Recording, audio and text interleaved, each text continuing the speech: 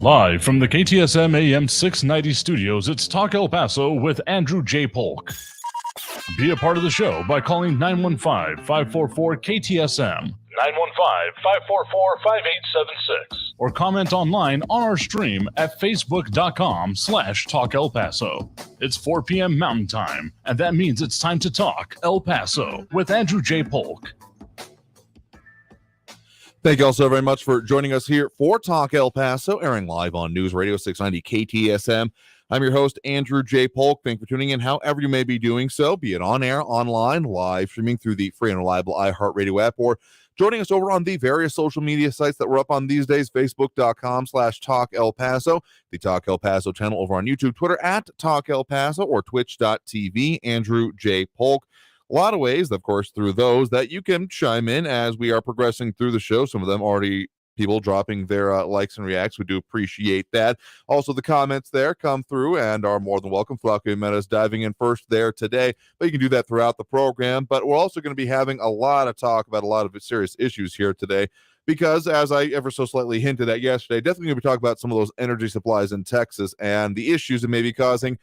We talked a lot about energy in terms of the rest of Texas might be a bit out of luck because we're on a different grid over here, but this one could hit home as well, and often already has been, natural gas supplies, which could affect things such as, well, transportation here in Texas, and El Paso, even as there are some additional options being looked at for security on Sun Metro buses, City Council taking action on that, but also delving into some of the aftermath and outcome and probably continued kerfuffle going to be happening over yesterday's City Council work session. If you're worried about the differences in between that, essentially all you really need to know is that a vote on the potential local reaction to some of the state law changes in abortion, well, that issue probably isn't dead as was fully expected. So we're going to break that down ever so slightly here today, and even more, including what the information coming out of UMC is, and also some upcoming investigative reporting with Stephanie Seifert, investigative reporter with our news partners over there at KFox 14.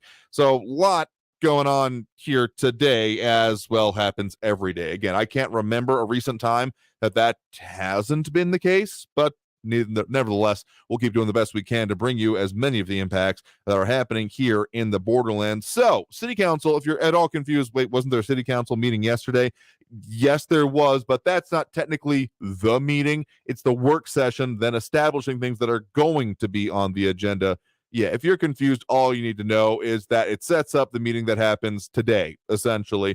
And so coming out of City Council today is that there's been an additional just shy of $6 million going to be spent on a contract with Tricorp Security to provide additional security resources to Sun Metro. You may have seen some of the preview stories from our news partners over there at KFox 14, saying that there was concern about the level of security, that there are currently 3 security officers in vehicles that transmission terminals on the routes, but they want more security guards for enhanced protection and safety for customers, personnel, and facilities. And so it's a 3-year, again, $5,998,176 contract. Let's just call it $6 million for shorthand, and then also a 2-year option for about another $4 million to bring the total potential contract over the next, 3 into 5 years, about $10 million. So, yeah, serious money there. So you can see some of the reporting going on from them because they also, well, what some of the public comment was interested in more routes and more accessibility being added, which makes a level of sense as well, because more people being out there, and considering that how much public transit was not really being utilized over the last couple of years as people are more out there and doing things, well, people wanted to actually be able to get there without, El Paso is such a vehicle-focused city.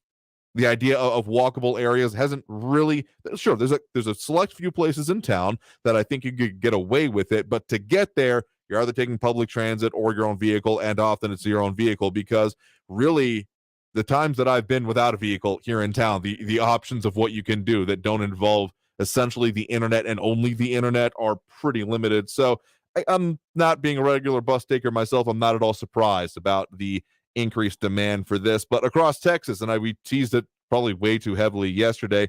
There are a lot of energy price issues coming for the state. And no, I don't just mean on the grid. Of course, we're all familiar, given the amount of times it's come up there, with the fact that El Paso not on the grid with the rest of Texas. We've had some boons and benefits from this, but this issue cuts straight through that because, and it actually relates to the whole Sun Metro issue, natural gas supplies. Whenever we talk about the net energy exporter, that line that often comes up whenever we're talking about particularly domestic energy policy, most of that export happens in the form of natural gas. It's one of the things, really the fracking revolution has led to a significant increase in the availability of those supplies. So in doing so, that's what we mostly export, because we're still taking in oil in general, but what we're putting out is definitely that. So we may have had or heard ever so slight of those discussions going on about national or international energy supplies, particularly in natural gas. Yeah, that is putting on some of the squeeze. Texas Tribune reporting that the cost of electricity in Texas tightly tied to the price of natural gas,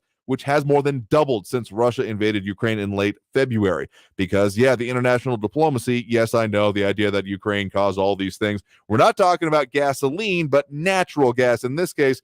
And that is something that more than anything, more than any other real almost foreign policy things that Russia has really been a part of. There's a lot of fingers in that pie and a lot of pies in that finger, so to speak. But seriously, their major essential crush on other nations was the availability of their natural gas supplies. So, that price is going up and probably going to continue doing so for the foreseeable future, probably through the duration of this conflict and then for a while after. We've talked a little bit about some of the cost of food products going on and that coming. Well, think of a similar situation here, because even if we are looking at domestic supply and being able to fulfill needs, the amount of demand coming from outside of, the nation has continued to increase. And so it's probably going to further put the squeeze on that, because even if we've got more than enough here to do it, that's frankly part of the issue. There's been more than enough, and it has been relied on demand in other places. And as that demand increases, so will the price here.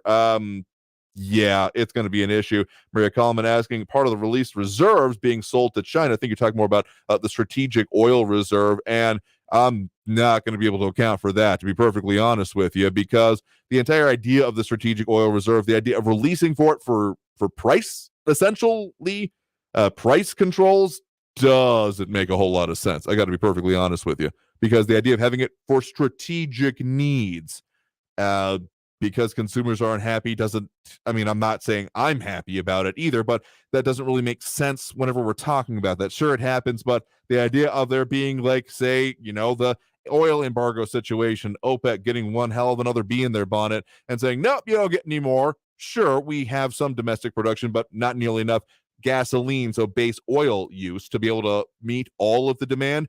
That would be the kind of situation for critical national operations, further transportation of fuel, or even military operations. That's what my thinking would be on holding that on for. So I'm not even going to try to say about that. And but also Maria Coleman, unhappy with that idea. $10 million service for a bus line that is not utilized, and some lines not a 24-hour operation. Where are the funds coming from? But decent question here. So just to clarify, what they are actually and what City Council voted on today was for security and not actually adding new bus lines. The demand from consumers and some in the public comment was for there to be more bus lines. So that's a little bit of the kerfuffle going on with that in City Council. But of course, that isn't the only one going on today, or recently anyway, but also today, to be honest with you, a whole lot more coming out of City Council on just about all those issues related to yesterday, when they're having that fight over an ultimate vote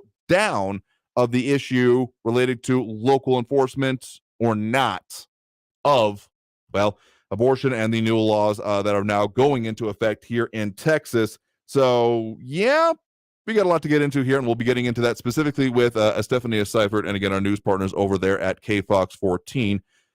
So we'll be right back after this first break. Taking that first one, a lot of comments coming in. John Broudson and RJ, Louis Pinato, Maria Coleman, and a little bit up the top, John Hurts, referencing the Vice President, Kamala Harris, with their word salad. Yeah, we'll deal with that as we need to. But otherwise, a lot of comments coming in there. Again, dropping those likes and reacts. We do appreciate Robbie Flores, Monica Cervantes, Ed Clore, Ida Baeta Gardner, and Flaco Jimenez. We'll get into that and a whole lot more after this break with more Talk El Paso here on News Radio 690 KTSN. Again, I'm your host, Andrew J. Polk. After this break, getting into it with Estefania Cipher and our news partners at KFOX 14, both on some of her reporting and those situations going on at City Council. So stay tuned for Talk El Paso after this break here on News Radio 690 KTSM. Don't go anywhere.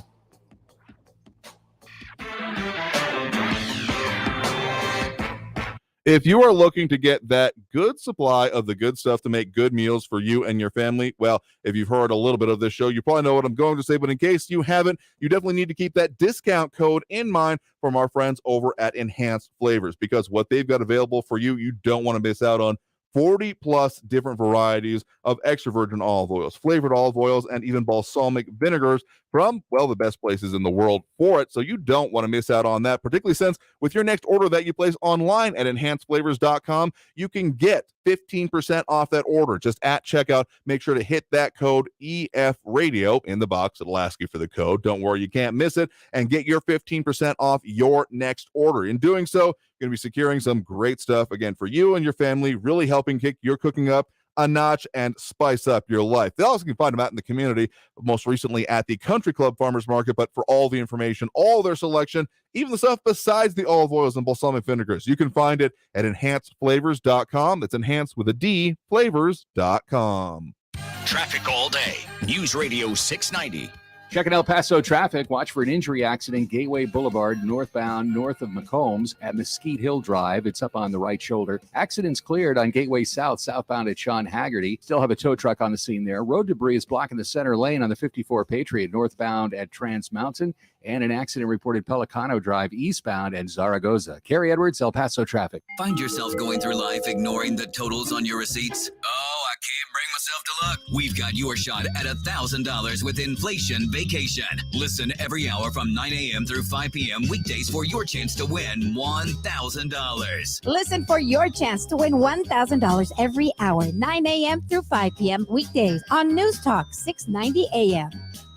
This report is sponsored by the Ben Ferguson Podcast. Possible jail time for January 6th committee witness, and Hunter Biden and Joe Biden's story unravels as well. Coming up on the Ben Ferguson Podcast all week, we'll dive into these two stories as their lies finally may have consequences. Download the Ben Ferguson Podcast now. Almost 3 million people use Navage to breathe better, sleep deeper, snore less, and stay healthier. I'm Martin Hoke, and I invented Navage, the world's only nose cleaner that helps flush out airborne germs with powered suction. But what do doctors have to say about Navage? Here's Dr. Tonya Farmer, a board-certified ear, nose, and throat specialist. Most airborne allergens and viruses enter through your nose. When that happens, it can cause congestion and irritation, and that just makes you feel miserable. You can get a cold, you can get flu, sinus infections, or even worse. Flushing your nose with a saline solution is the most effective way to flush all of those dangerous threats out of your nose. So now when patients come in my office, I tell them I highly recommend that you use Navage on a daily basis for overall good health and wellness.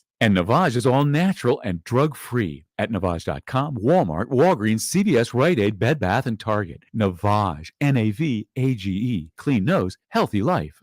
If you're 45 or older, this message could save your life. Health experts now recommend starting regular colorectal cancer screening at age 45. Colorectal cancer is the leading cause of cancer death, but it's preventable through regular screening. There are more screening options than ever before, including at-home tests. You've got the guts to prevent colorectal cancer. Talk to your doctor about your options and visit cdc.gov/screenforlife for more information. Do you find yourself stuck in a timeshare? Get the real facts about the timeshare industry and your options for cancellation. Chuck McDowell, founder of Wesley Financial Group, beat the largest timeshare company in federal court and has put together a free information guide that reveals the secrets the timeshare industry doesn't want you to know, including the 5 ways to get rid of your timeshare. Call now and get this timeshare cancellation guide absolutely free. Call 800-738-9900. That's 800-738-9900. El Paso's News Radio 690 KTSM. Live from the KTSM AM 690 studios, it's Talk El Paso with Andrew J. Polk. To be a part of the show, follow on Facebook at facebook.com/Talk El Paso. Now here's your host, Andrew J. Polk.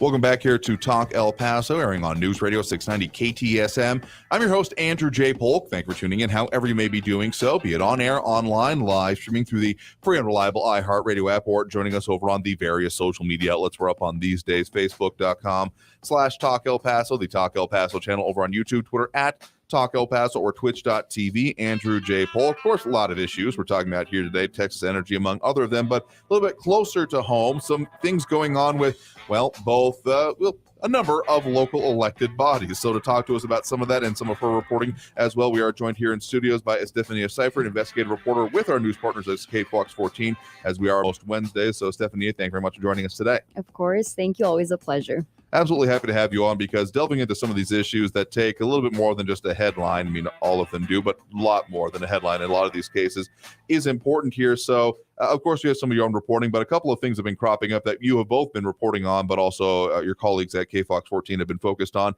The tale of two elected bodies is kind of dominating recent weeks, because both the city and the county have been having some very consequential issues coming up here. We're going to be talking a little bit further about what's going on with the county, including more information coming out about UMC and what exactly is being asked for, part of the public outreach that has been called for, as now we're in that 60-day minus however many have passed now countdown, essentially.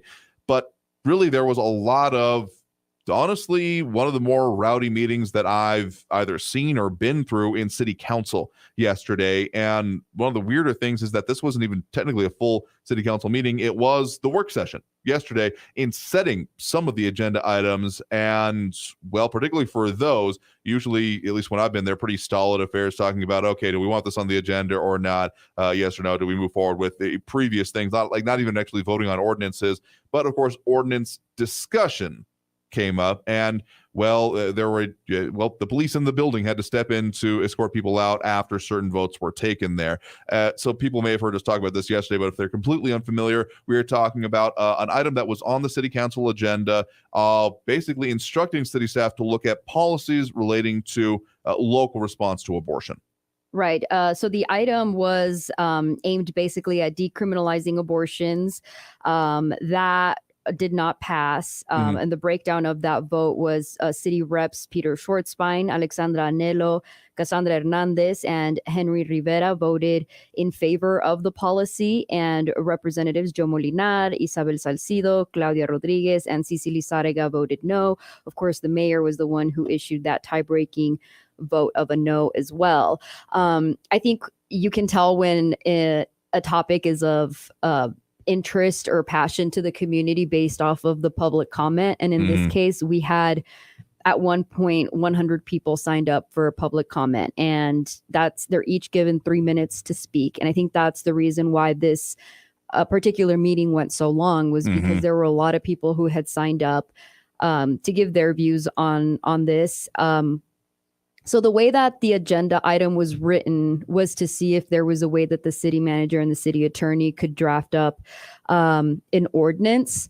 Something that I picked up from the meeting was that in the end, when the mayor issued his tie-breaking vote, he said the most we could do would be maybe a resolution, because they have to go off of what the state basically puts out there, right? And so that was the reason for his vote, was because he knows where Texas stands on this issue, and he felt that as a city council, the most they could do is issue that resolution to let the state know, like, hey, we as a city council or we as a city don't necessarily agree with this, or this is what we want, but that they can't make their own ordinance or laws on this was my understanding from that meeting, and people were very upset.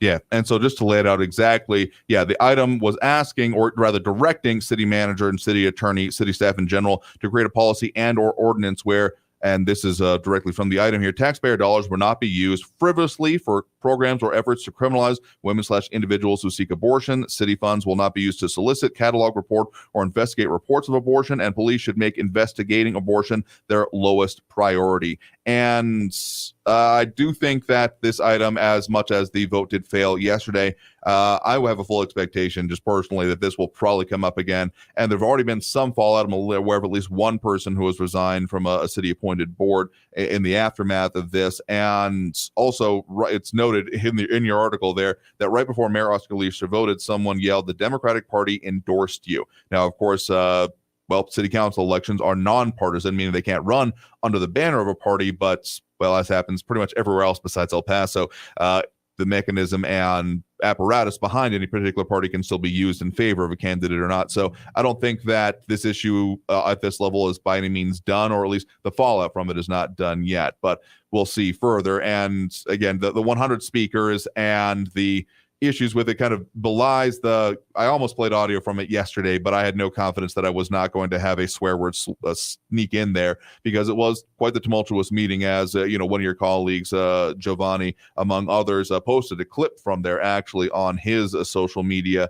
Giovanni Carrillo, because it was particularly at that point in the meeting, the meeting had to be shut down due to what would happen in the chambers afterwards, went to recess, and some escorted out. Right. And I think people are still going to demand some sort of accountability if they weren't in favor of the vote. If they were upset with the vote, which many people were, I think they're going to continue to pressure their city reps to continue to do something, whether it is that resolution. Maybe that's the next step. I don't really know what is planned as far as what city reps plan to do about it, or what even constituents plan to do about it. But you're right. I do feel like, just given the events of yesterday, or just this meeting and everything that's happened after it, I definitely think that there's more to come on this issue at a local level. Yeah, without noting anything specifically here, I would not be surprised if it comes up again in some format or other ways of fallout, essentially here. So that's a little bit more speculation at the end here. But one thing we know for certain with the other elected body we're talking about here locally, with county commissioners, again, doing that essentially provisional yes on that issuance of certificates of obligation. They have said that, yes, we agree to the timeline, even if some of the individual members of county commissioners said, but we'll see what the actual end result looks like, whether it actually be the issuance or some other option, including putting it on the ballot. We are in that timeline now. And so one of the things that the County Hospital District, UMC, has now put out is a little bit more information, public-facing information, better way to put it, with what they are actually asking for with this certificate of obligation, this extra taxpayer funding. So what are some of the things, the way it's being laid out there? Right. So just a quick reminder to everyone, remember that meeting was to decide whether they could notify the public, right, of these certificates of obligation that they want, not the full approval of these certificates of obligation. So because this was the first step in that process, what they have to do now is put that notice out there, put it in the paper, and they've also sent out a tip sheet, if you will, to all the media outlets here in El Paso, so that we're able to also put that information out there for people. And in there, it breaks down why they're asking for that money now, specifically where it's going to go. We had talked about how they want to add more operating rooms, one that's capable of treating burn victims, another one that's able to have robotic surgery capabilities in it. We also talked about they wanted more beds at the El Paso Children's Hospital, more critical beds for UMC, and also that cancer center that they're trying to bring more of those unique services when it comes to care for cancer patients to El Paso, so that they don't have to be traveling to other hospitals out of town. So there's that breakdown as well. It also breaks down how a family that owns a home of $100,000 would be, seeing that the increase they would be seeing. So for instance, for every $100,000 that your home property is valued at, they estimate here from 2023 to 2032, about $56.76 per year, or $4.73 monthly. Here are the dates for 2033 to 2047, $28.68 per year, or $2.39 monthly. So it's more of a breakdown of what people can expect as far as how much money it might cost them. And it's part of those efforts of them being able to notify the public, doing their outreach before those 60 days that the county commissioners gave them are up, and that decision is finally put up for a vote. And it's interesting that they put it that way, because I have some personal issues with the way sometimes these things are put out. To put it in perspective there, with that $100,000 of home value, the average home price in El Paso is now a little bit north of $200,000. So we're talking about, over $100. I mean, if we're talking just strictly $200,000 here, that would be more in the $112, $113 per year added on to that here, just to put it in perspective. So, and again, the 5 major priorities put there, critical care beds, surgical and intervention care expansion, and a neighborhood health and urgent care center in central El Paso, when we haven't talked about as much, but then again, pediatric beds and comprehensive cancer center, some of the major priorities. And so this is just one of what I'm hoping will be a first step in terms of this outreach here. So with the way it's even being talked about here, any surprises for you, any changes to the way it has come out before, or I guess your takeaway from how they're even talking about it now? No, this is pretty much how they said they would lay it out, that they would start with basically media outlets, right? Whether it's TV, radio, newspaper, that they would start there, notifying the public. And then from there, they plan to speak with, they said it would be, stakeholders. So groups of people that would be, affected by this maybe, or that would have you would, assume have some sort of say in these types of services. And, just going back to the meeting, there was a member of the union of the employees who work at UMC who had mentioned that the employees were unaware of this, that they had not been asked what was needed at the hospital, and that they felt that, they're the ones who work there. They're the ones who are there, with the patients, seeing the need, and they felt like they should have been part of that conversation. So I'm not sure if those talks that, when they say that they're talking with stakeholders, if that also includes, employees, if that includes, that union. So I think that's what these 60 days are for. And remember, typically they're given at least a minimum of 45 days, but the commissioner's court said we want 60. We want at least 60 days before we look at this again. So again, timelines, countdowns are in effect, but the end result of it is by no means a certain thing, with both what county commissioners have said on their own, that they're, at least one of them, saying they're not totally sold on this still being certificates of obligation, and maybe interested in seeing this put on the ballot instead as a actual bond, among other things. So, and again, the 60 days is also, as you mentioned there, a minimum. They could essentially ask for more if they're unsatisfied with the efforts so far. So TBD in a lot of this way. But again, joining us right now is Estefania Seifert with her news partners at KFOX 14 as an investigative reporter. Want to find out her work on this and many other things, kfoxtv.com, or for some of the more specific investigative reports she has done, click on the KFOX 14 Investigates tab under that. So we got to take that next break right now. Coming out of this, talk about some of those reports, including one you got from most recently and then coming up today. So stay tuned for more on Talk El Paso here on News Radio 690 KTSM.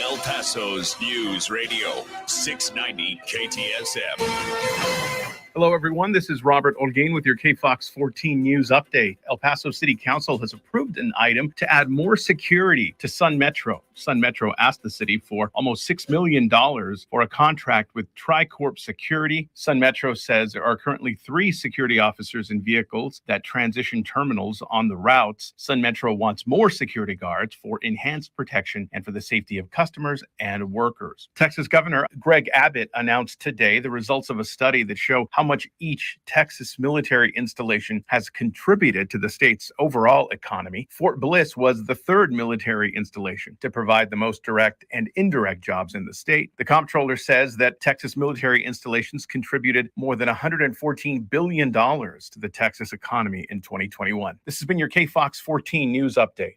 I'm Robert Olguin. News Radio 690. Traffic all day. From the KFOX 14 Severe Weather Center, this is Chief Meteorologist Sandra Diaz. Our monsoon moisture remains in place, and so do our hot afternoons, and that means more hot and humid days ahead. But a little piece of good news is that we will have a little drier air moving in. However, with that drier air, yes, we'll see a slight decrease in our rain chances, but we will also see an increase in our temperatures. Track these storms at kfoxtv.com. This report is sponsored by Lowe's. Sign up for Lowe's MVP's Pro Rewards and Partnership Program and get exclusive rewards to help level up your business. Program subject to terms and conditions, valid through 12/31/22. See lowes.com/L/pro loyalty terms, subject to change. Hey, Sean Hannity here from my dear friends at Lone Star Transfer. I love these folks. You know, with all of us traveling so differently these days, timeshares, they're kind of becoming a thing of the past. Now, if you're stuck in one, you don't have to be. Our friends at Lone Star Transfer, they can help you. Now, with skyrocketing assessments and maintenance fees, still owning a timeshare is very risky. And for over a decade, Lone Star Transfer, they have successfully helped thousands and thousands of owners legally, permanently get out of their burdensome timeshare. They have an A+ rating from the Better Business Bureau. Now, Lone Star Transfer is a family-owned company. They have earned their reputation for delivering first-class customer service. They're going to guarantee the release of all liability to your timeshare in writing and in a specific time frame. Call today for a free, no-obligation consultation, 833-594-0075. That's 833-594-0075, or online at lonestartransfer.com. Comfort Keepers of Las Cruces is now hiring in-home caregivers. If you're kind and compassionate, then Comfort Keepers of Las Cruces may have a fun and flexible new career for you. Call 575-521-4400 today. Comfort Keepers of Las Cruces, elevating the human spirit. Possible jail time for January 6th committee witness, and Hunter Biden and Joe Biden story unravels as well. Coming up on the Ben Ferguson podcast all week, we'll dive into these two stories as their lies finally may have consequences. Download the Ben Ferguson podcast now. This report is sponsored by the Ben Ferguson podcast.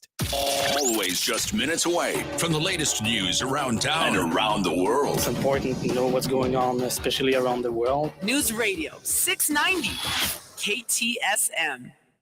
Next Thursday, you will be caught in an extreme flash flood. Disasters don't plan ahead, but you can. Talk to your loved ones about making an emergency plan. Get started today at ready.gov/plan. Brought to you by FEMA and the Ad Council. News Radio 690 KTSM. Live from the KTSM AM 690 studios, it's Talk El Paso with Andrew J. Polk. To be a part of the show, follow on Facebook at facebook.com/Talk El Paso. Now here's your host, Andrew J. Polk.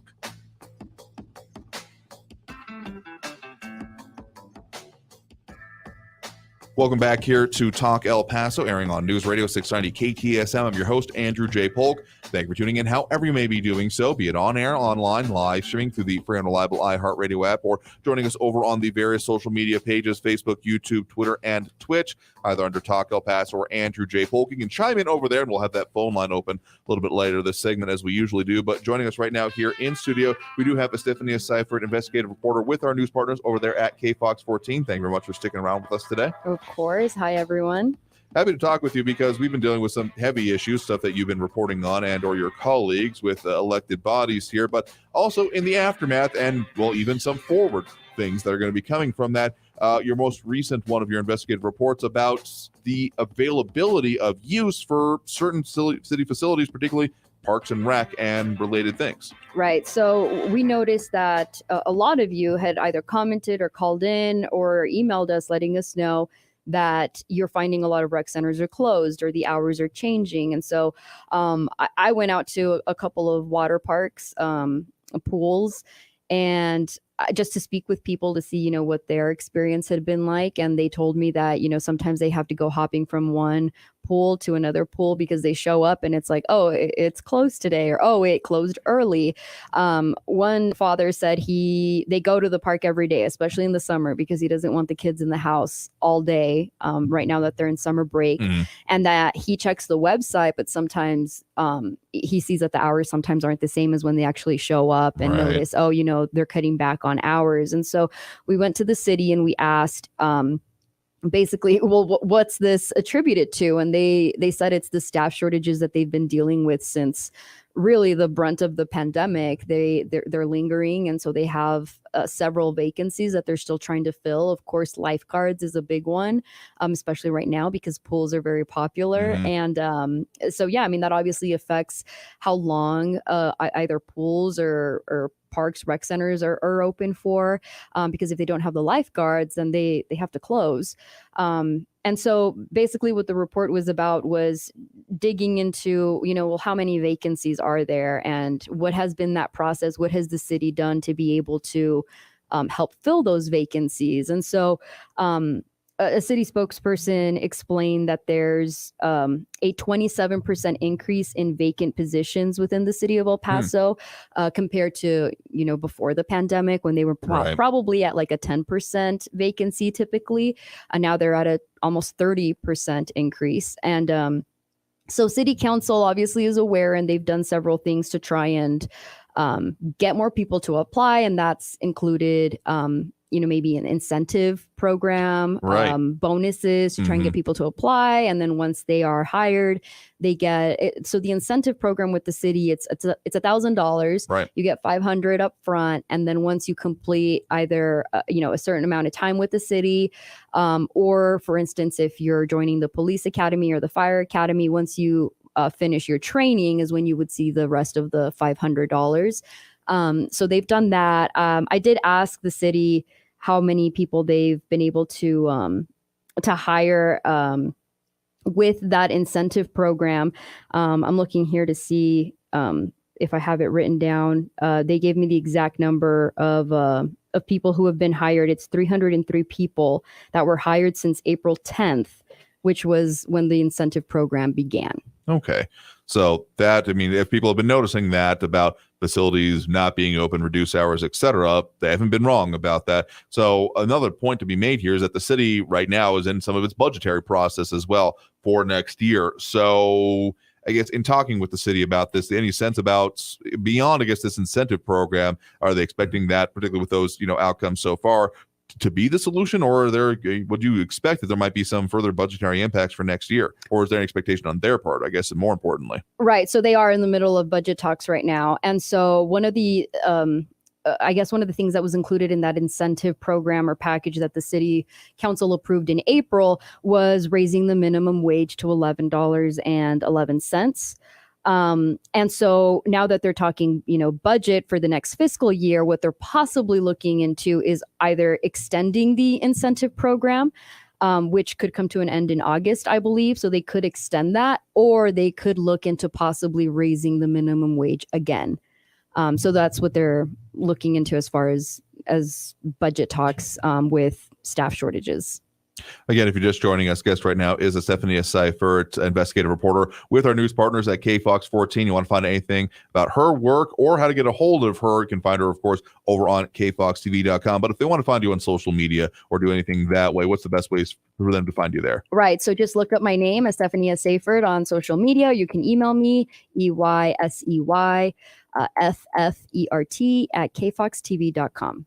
And we'll post up some of those links over on our social media as well. And of course, we have another report coming out this evening that people can see on KFOX 14 News at 9, right? Yes. So this one was also one that came from, concerns that people had about specifically people who had applied for SNAP benefits or food stamps, and they have been waiting months. And, in one case, I spoke with one lady who said she's already on her second month of waiting for it to be renewed. She needs this just because she's out of a job because of a medical condition she has. She's not able to work. And so she relies on those benefits. And as a result of not being able to use that, since it hasn't been renewed for her, she's been having to go to the food bank. And actually today when I spoke with her, she said, I'll call you later because I'm in line and I'm next in line. And so I think you had mentioned also just that maybe the food bank is also seeing an increase in people that are going there. And partly maybe it could be because there are people who rely on SNAP benefits and they're not getting them. I did reach out to Austin, just to see how what's happening at the top and why is that affecting El Pasoans. I did get a response, and that's what my story is tonight, is what they're doing, what the issue is, and what they're doing about it to try and expedite the process.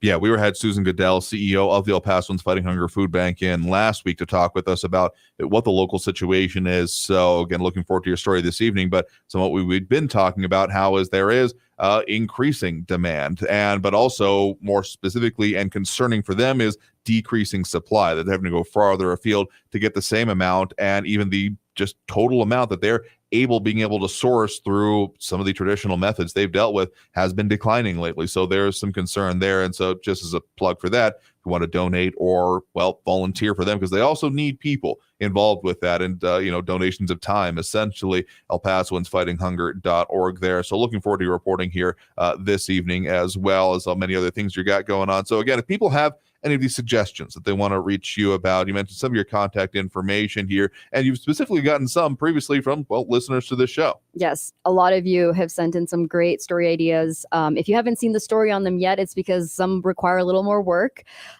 So it doesn't mean I'm not working on it, but I do appreciate all of the story ideas I get. I've gotten some letters even. So any avenue that works for you all works for me. So just keep them coming. Thank you. Absolutely here. So again, guest right now has been Estefania Seifert, investigative reporter with our news partners at KFOX 14. Again, her contact information will post up there, including social media, but also find her reports at kfoxtv.com. Look under the KFOX 14 Investigates tab. So Estefania, thank you very much for taking the time to come speak with us. Tell us a little bit of what you're working on and what's coming up here today. Thank you. Of course. Hope to see you next week. Absolutely. Here, we'll check back in with you. So that'll take us through that next break of the hour here right now. We will go ahead and open up those phone lines as we do. So if you wanted to chime in that way, that number to call, 915-544-5876, 915-544-KTSM. Back after this break with more Talk El Paso here on News Radio 690 KTSM.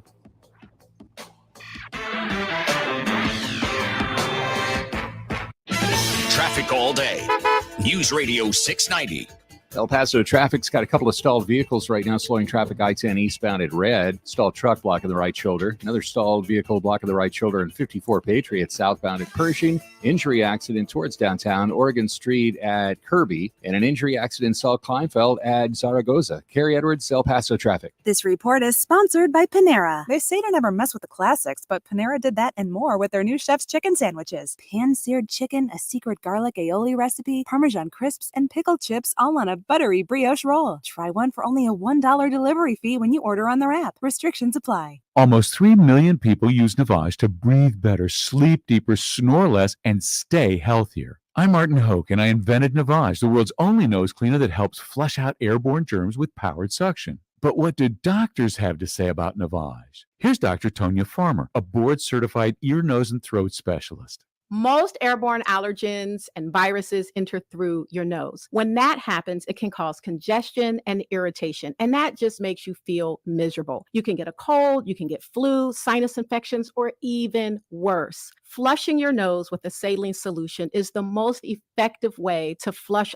all of those dangerous threats out of your nose. So now when patients come in my office, I tell them I highly recommend that you use Navage on a daily basis for overall good health and wellness. And Navage is all natural and drug-free at Navage.com, Walmart, Walgreens, CVS, Rite Aid, Bed Bath, and Target. Navage, N-A-V-A-G-E. Clean nose, healthy life. Individual results may vary. There's no guarantee that past performance will be indicative of future results. Invest wisely. Paid for by Chaikin Analytics. Mark Chaikin is someone you're supposed to hate. He spent 50 years on Wall Street helping to create the entire stock rating system. He's met everyone from Jim Cramer to Martha Stewart.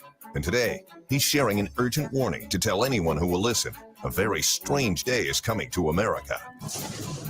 In short, a massive and surprising new transition could determine the next group of millionaires, while leaving 99% of the public even worse off than before, says Chaikin.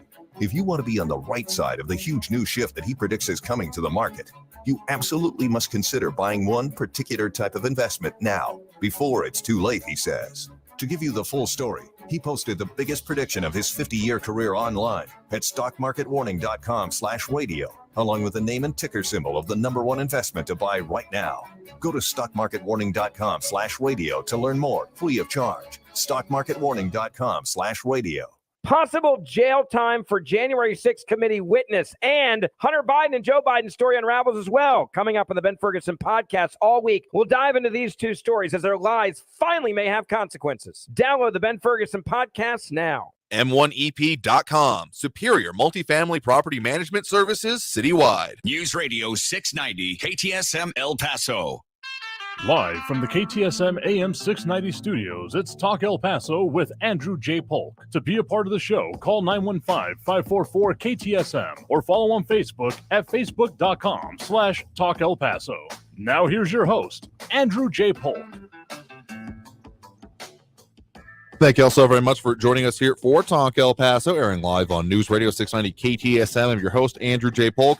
Thank you for tuning in, however you may be doing so, be it on air, online, live, streaming through the free and reliable iHeartRadio app, or joining us over on the various social media channels we're up on these days, facebook.com/Talk El Paso, the Talk El Paso channel over on YouTube, Twitter at Talk El Paso, or twitch.tv, Andrew J. Polk. A lot of commentary coming in here on the very many issues that we're delving into here. Of course, thanks again to Stephanie Seifert, investigative reporter with our news partners over there at KFOX 14. And we're definitely going to be talking about those. A lot of comments coming in during that. And one other thing I want to get to, just mentioning some of them here. Well, not showing up quite correctly right on my screen, but Phyllis Turner Kincaid, RJ, Kathy Codry, Flaco Jimenez, John Browson, Rodney Linkus, Jack Wally, some over on the Twitch page, I think have identified themselves, but are unhappy with another caller, let's say that way, Barbara Carrasco and others. So if you wanted to tune in and chime in over there, more than welcome to. But just because it's related here, one thing that has come up in between the time when we were recording with Estefania and the start of our show today, a news release out from City Representative District 2, Alexandra Anello. I'll just read you the title of it here. City Representative Anello commits to pursuing local reproductive justice agenda in light of vote on item 3 at the July 5th, 2022 work session meeting.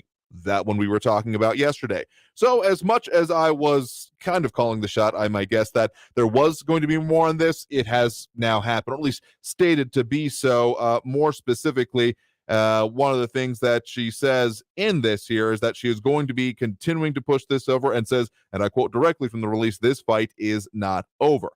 Saying before that, "I want those people to know I will continue to advocate for you on city council and support you however I can," after thanking the many residents who came out to support item 3 yesterday. So as much as it was pretty predictable, we already have some further indications that, yeah, this issue will probably come up again in the near future. Not that there was ever much of a doubt in my mind, but in any case, we do have those phone lines open right now as well. That number to call is 915-544-5876, 544-KTSM. We do have Ben on the east side here with us right now. Ben, thanks for joining us. Yeah, did you have a good 4th of July? Oh, yeah, I thought it was pretty good, except for those jerks at 2 a.m. Otherwise, yes, very nice. Hope yours was good as well. We did. I got a question for you. Have you heard anything about whether or not the United States is in a recession or not? It, as with anything economically defined, depends on how you define recession. One of the major ones that I go by is 2 months of economic contraction, or 2 quarters rather of economic contraction. And so by that definition, technically, to my understanding, we are. Okay. Did you hear about the new definition of a recession? I guess. Which one are the one you're looking at then? It was on CNN. Okay. Okay. And it was on CNN.com. No longer is it 2 consecutive quarters of negative GDP growth, but instead it's now going to be defined by a relatively unknown group of 8 economists. The economists who serve together as the Business Cycle Dating Committee, and selected by and work under the umbrella of the National Bureau of Economic Research, or the NBER, a private non-profit organization. Now, the NBER has no predetermined meeting date, and their meetings are private. And the NBER recession designations are now used and accepted exclusively by the United States government, businesses of the United States, investors, and journalists. inflation is at a 40-year high. The U.S. economy contracted the first and second quarter. Stock markets are on the brink of their worst half-year performance since 1932, and consumer sentiment has plummeted. But there is no guidance on when the committee will next meet and what they will decide. I did see that article go by, and as much as it's interesting because the CNN business article is about as unhappy with it as you are, but for completely different reasons, mostly about representation on the council. But I mean, as much as the economy is based on essentially the sentiments of the people involved in it, the more people that have a particular sentiment, the more the economy will tend to work that way. I'm not sure, given all of the people. I mean, I see this working into headlines, basically. Oh, no, we're not in a recession because these guys haven't said so. But essentially, if enough people believe we're in a recession, we're in a recession is really what it comes down to.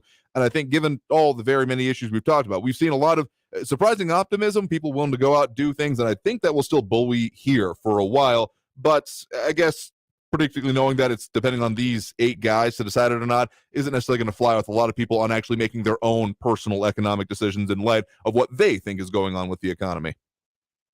All my life, I've always heard that the recession is a contraction of 2 GDP quarters. And it seems like, because now it doesn't fit their narrative, they have decided, let's change it. And I'm sure that's going to come out in the dictionary also. They'll change that next year too. Yeah, again, whether or not that actually flies with anyone, like, I mean, you can tell me the sky is purple however much you want, but if I'm going to go outside and look up for myself here, it's not going to be something that I'm just going to totally rotely follow at that point. Real quick, like also, your guest just said that there were 303 hires under that new program where they got $1,000 each. That's $303,000. Has she looked into how many of these hires are still working? Well, did you take the money and run? Well, you're half right. What she also said is they get half at the start and then half after, whether for public safety personnel after training or after another period of time, depending on the job. So it would be a decent question to ask, but if it's any consolation, it would only be half that if they literally took it and ran. And also raising the minimum wage. That's all. That sounds really good and everything, but where's that money going to come from? Well, you know the answer to that question.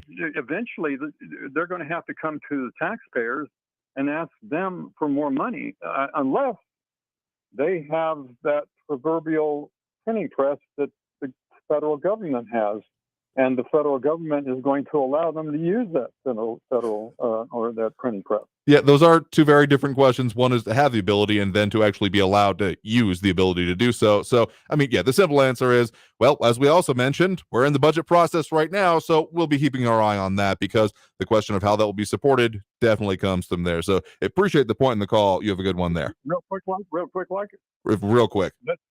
Let's go, Brandon.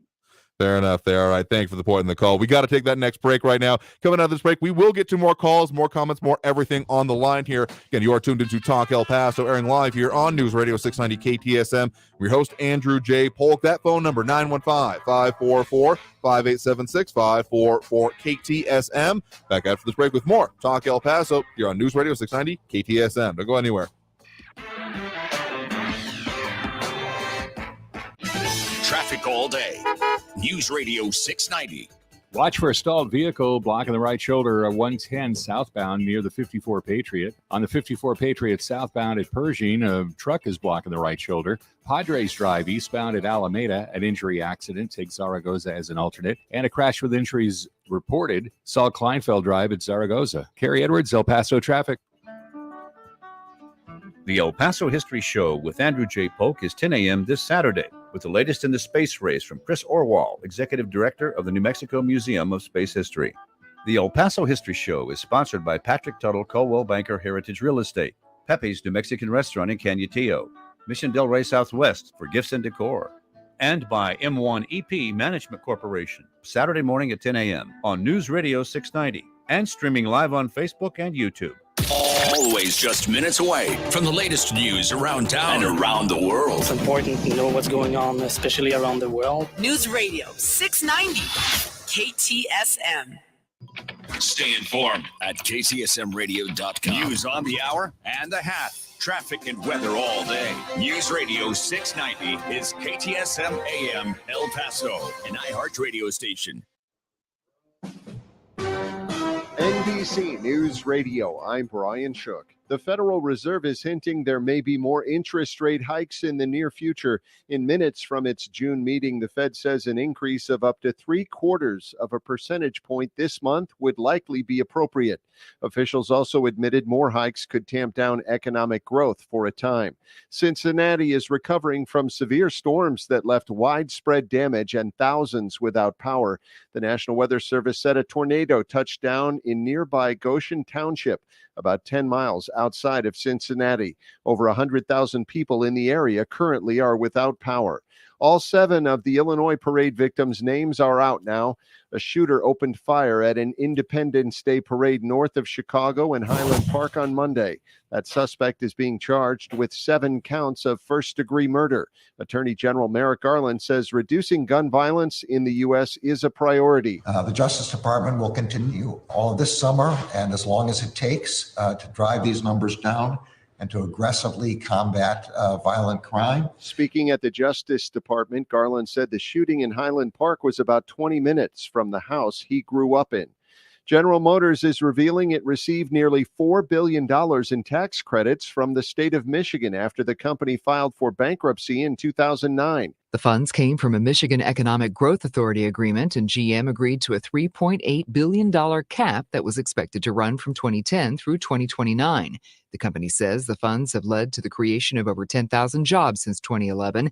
GM reduced the credit to just under $3.5 billion in January 2020. I'm Lisa Taylor.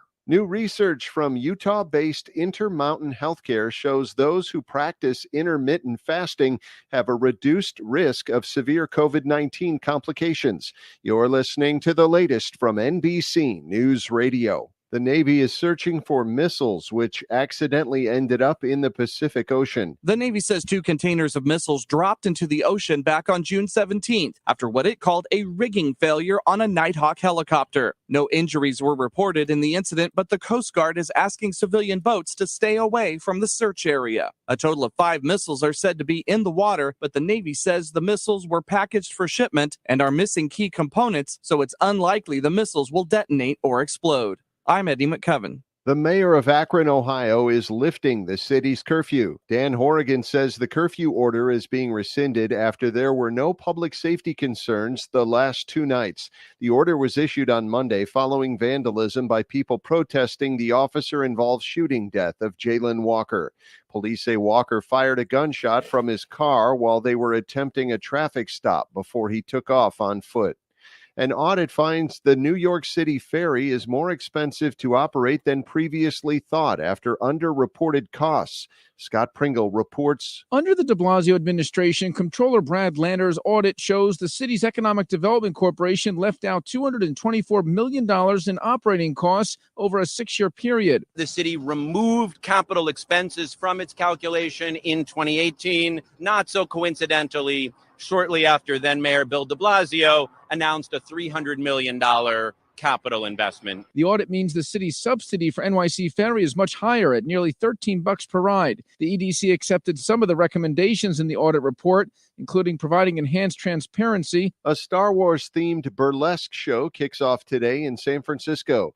The Empire Strips Back, a burlesque parody, is opening at Chinatown's Great Star Theater for a limited run through August 28th. Critics are calling the burlesque parody show hilarious and alluring. Brian Shook, NBC News Radio. Now your chance to win $1,000. Just enter this nationwide keyword on our website. Pay. That's pay. Enter it now. Make this the year you go to our iHeartRadio Music Festival. iHeartRadio, let's go! Friday, September 23rd and Saturday the 24th. T-Mobile Arena here in Las Vegas. Buy your tickets now at AXS.com. The iHeartRadio Music Festival is connecting all of us. Capital One is the proud partner of the iHeartRadio Music Festival for the 6th year in a row, bringing great products, rewards, and services to its customers. What's in your wallet? This report is sponsored by Indeed.com. If summer is heating up your hiring needs, then you need Indeed. Their all-in-one hiring solution makes it easy to attract, interview, and hire candidates all in one place. Sponsor your first job and get hiring today by visiting Indeed.com/credit.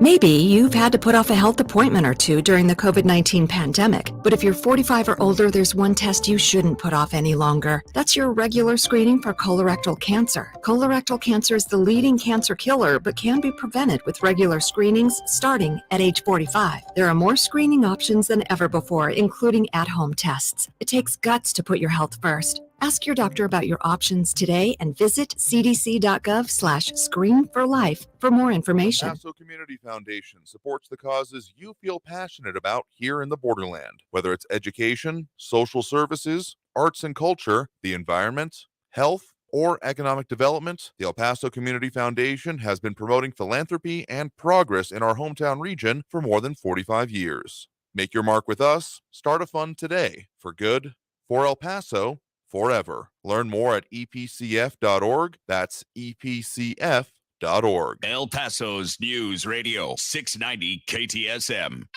Live from the KTSM AM 690 studios, it's Talk El Paso with Andrew J. Polk. To be a part of the show, call 915-544-KTSM or follow on Facebook at facebook.com/Talk El Paso. Now here's your host, Andrew J. Polk. Thank you all so very much for joining us here for Talk El Paso, airing live on News Radio 690 KTSM.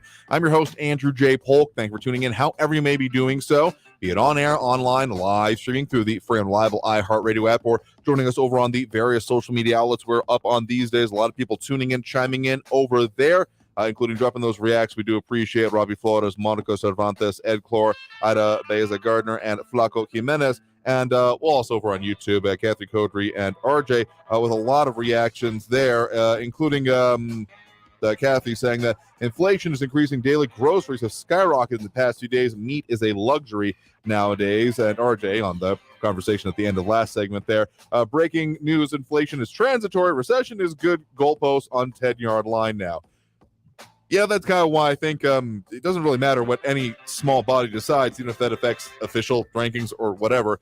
And also a finer point of that article that I had missed initially, looking back at it over the break here, is that they can decide we're in a recession after, retroactively. So, yeah, I think a lot more people are worried. Well, there's a phrase that I think about a decent amount whenever it comes to what's the difference between, a recession and a depression. Recession is when your neighbor loses their job. A recession is when you lose yours. So, that's a pretty good defining one there, among other things here. A lot of other people chiming in over there, including we did have Phyllis Turner Kincaid chiming in a little bit earlier, Flaco Jimenez, John Browselton, Rodney Linkus, who getting the bottom of the hour update there after we talked about it at the top of the show, saying, wait, Sun Metro wants $6 million for security? How many security guards do they need?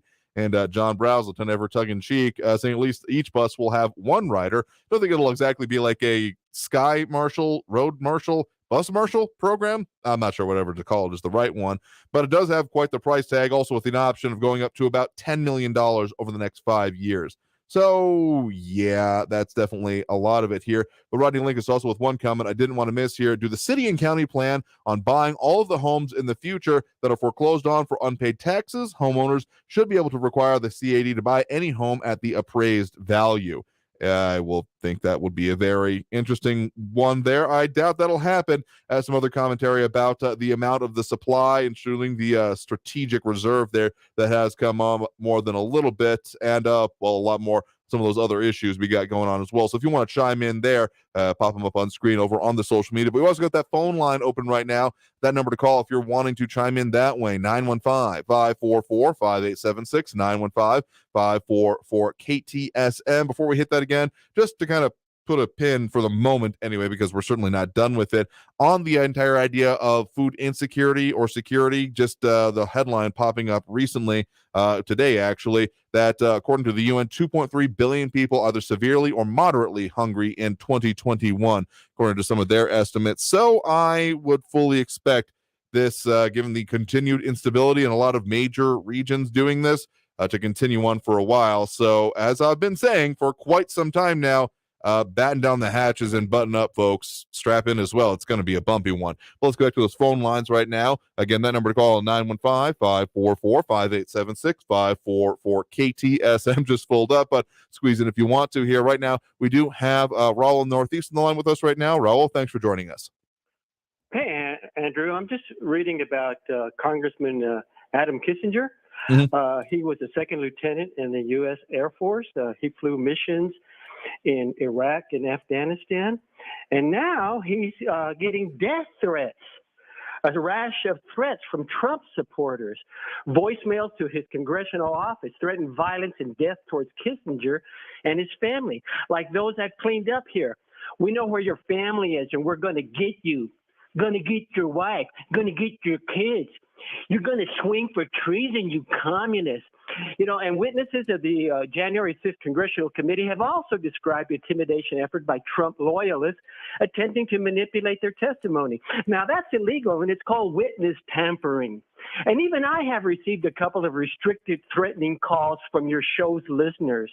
Now, you know, Trump incites violence, plotted a coup, and according to his former National Security Affairs advisor, John Bolton, he called Trump a Putin-loving moron.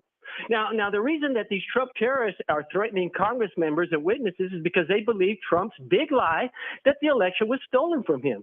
In spite of the fact that Trump's former Attorney General, Bill Barr, called claims of massive election fraud BS, in spite of the fact that Trump's own top cybersecurity official, Christopher Krebs, called the election one of the most secure U.S. elections ever, in spite of the fact that the courts dismissed more than 50 lawsuits of alleged electoral fraud presented by Trump and his allies, including 2 cases in front of the Supreme Court, in spite of the fact that Trump was told by Republican state election officials that they wouldn't reverse or contest their state's vote counts because they didn't find evidence of election fraud.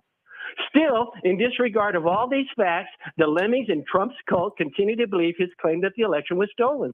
Okay, again, I'm not even saying that I disagree with you on all the finer points here, but the broad brush painting that comes with this, because it's not even not all Trump supporters, but seriously saying that, and I have absolutely no problem in saying that, yeah, anyone making death threats against a public official is a special kind of stupid, and it should not be tolerated in any way. But also, let's talk about the scale of the problem here.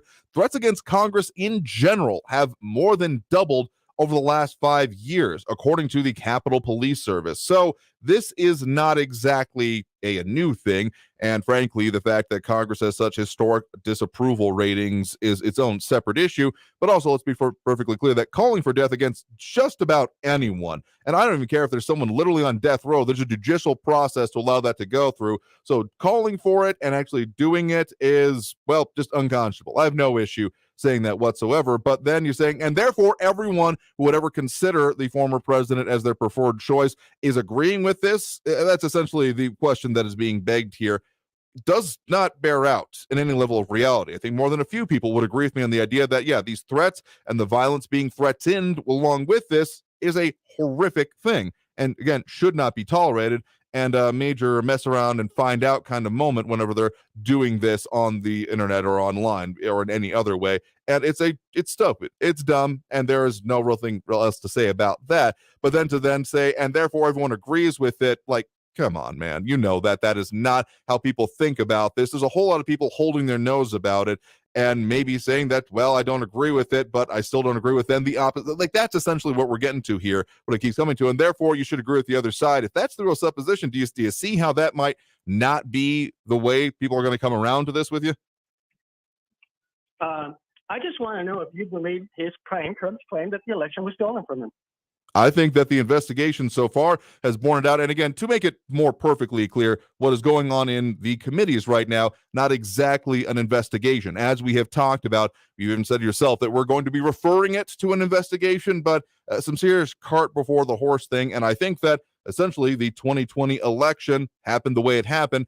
And if anything is going to be continually looking back on it, frankly, I think we're going to have more action coming up on how future elections could work, including a Supreme Court review that has been announced as of this week. So I think we have the president that we have. And if we're going to say we're going to go back and relitigate that election, that is a mistake. Make no qualms about that. But to say that, therefore, everyone that agrees with the president signs on for everything, essentially, that they have signed on their name to every QAnon thing that comes out, that's just a mistake here. Absolutely. All right. Thank you for the point in the call, as much as it's worth. Anyway, let's move on with another call here on the line. Again, that number to do so, 915-544-5876-544 KTSM. We do have Barbara on the west side here with us right now. Barbara, thanks for joining us. Hi, Andrew. Thank you for taking my call. Just a real quick comment on our old comment. I'm wondering how many of these callers call and said, "Hi, I'm a Trump loyalist." So they know that they're Trump loyalists when they're calling and threatening people. If that's just outrageous. But I guess it's okay for all these people to be threatening the Supreme Court justices. There's no outrage on that one. And I'm wondering if, I think it was the Vanity Fair that had a lengthy article on there showing how these left-wing organizations were boasting on how they helped move the election to the left. And they talk about Zuckerberg money, Bezos money, El Paso got Zuckerberg bucks. So there's a lot of things in there that he leaves out of the puzzle. So, but let me move on because I have some other points I wanted to discuss. Fair enough. Number one, I wanted to discuss when President Trump, and these are all feathers in the hat for President Trump. Yay, yay, President Trump. Remember his first meeting at NATO when he was actually having a heated, passionate conversation with the Secretary General Stoltenberg, I believe is his name. And he was telling him he couldn't understand why we were there to defend Germany when Germany, and I'm just paraphrasing here, was tied at the hip with Russia getting their oil from Russia. And well, it's come to a head. Germany is trying to distance itself from Russian oil. And so what they wanted to have terminals to accept oil from the U.S. Or liquid natural gas from the U.S., Canada, and there's another country, I forgot what it is, Britain.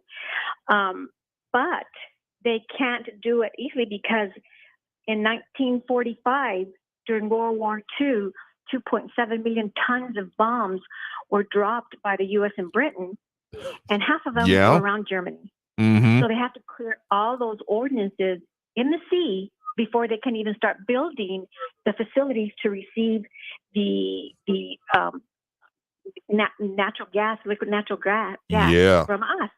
So there's one for President Trump. The second one is an Iran nuclear agreement. President Trump said you cannot negotiate with a country that hates us. Well, they hit a brick wall, it says. Today they're reporting, the Wall Street Journal, that the agreement has hit a wall.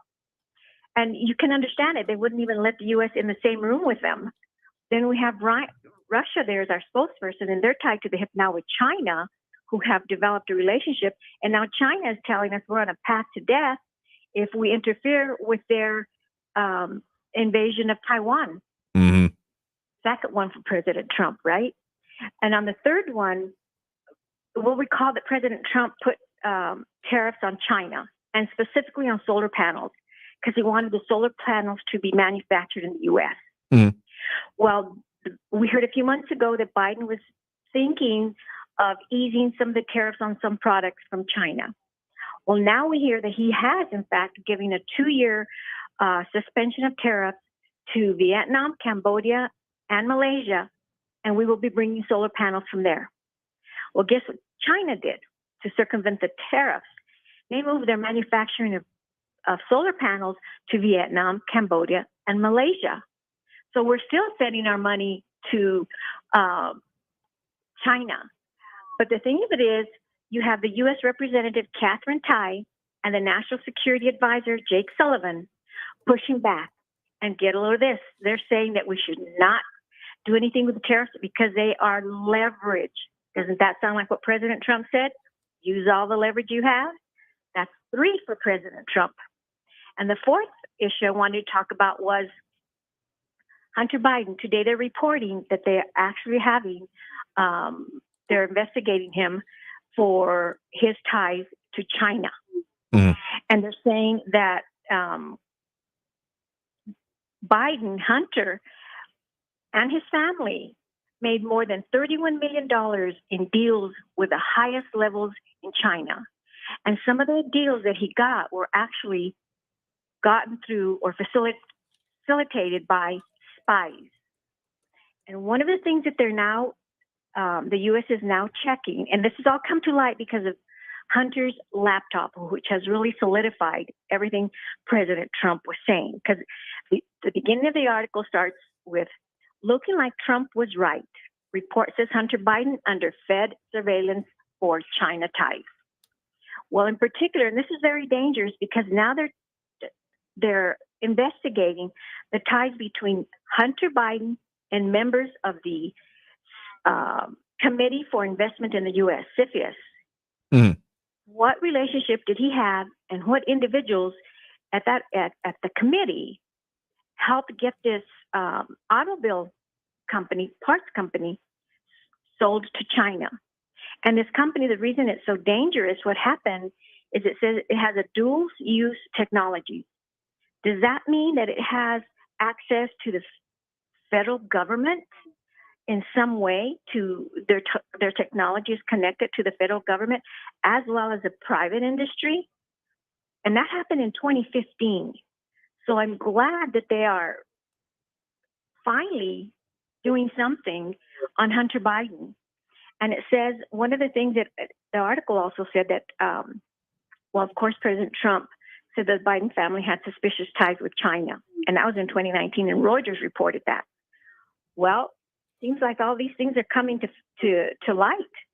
His investments with China and how much money they've done. And it says that they believe the Biden family has had relationships with China for many years that could compromise the presidency. So these are 4 articles, 4 topics that I've discussed. Mm-hmm. And my question to your listening audience is, why would anybody who does the research, ties the dots, ever vote for anyone in this administration? I mean, this president, I hate to say this, but I've come to this conclusion after everything I've researched and the time I spent checking on him. He lies. He does not know the difference between the truth and a lie. Sometimes you lie so much that the lie becomes truth. And I believe that that's where our president is at. And then now they have that recording of him calling Hunter and saying, oh, I read the article and I think you're pretty much clear. And it was on something he had done with the Chinese government.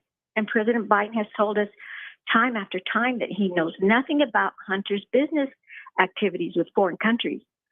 Let me just put it this way. I don't have anyone who brings sacred cows to this show is going to be ready to have them turned into ground beef, because I don't really carry water for any party or anyone besides what reality entails here. So another way, and I've been very open about this as well, calling for investigations, like let's get to the bottom if we have these serious questions, as opposed to, well, it being more partisan than not. So I do have a level of concern about partisan nature of seeing an opening there, but also an investigation and actually looking into it can answer a lot of questions here. So still fully in favor of that in this manner as well. So, I mean, there's reasons that I think that people who did decide to vote for this administration did so. But if they're really going to be, well, let's just say we've even brought it up on this program, other concerns for the potential of this next administration, of it still being this one, even if there were, well, let's just say the former president not deciding to run again, even if that wasn't the scenario, this one, maybe not making it through a primary process, because also, well, with the November election looming, almost 2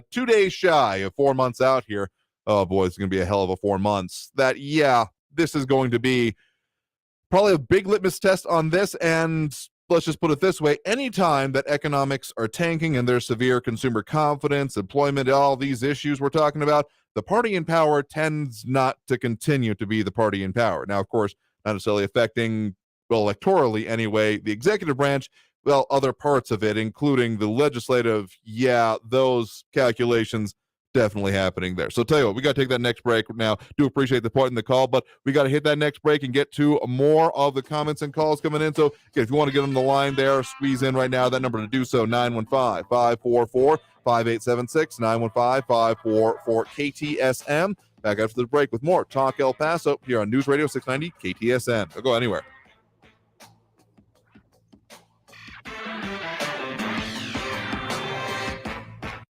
Traffic all day. News Radio 690.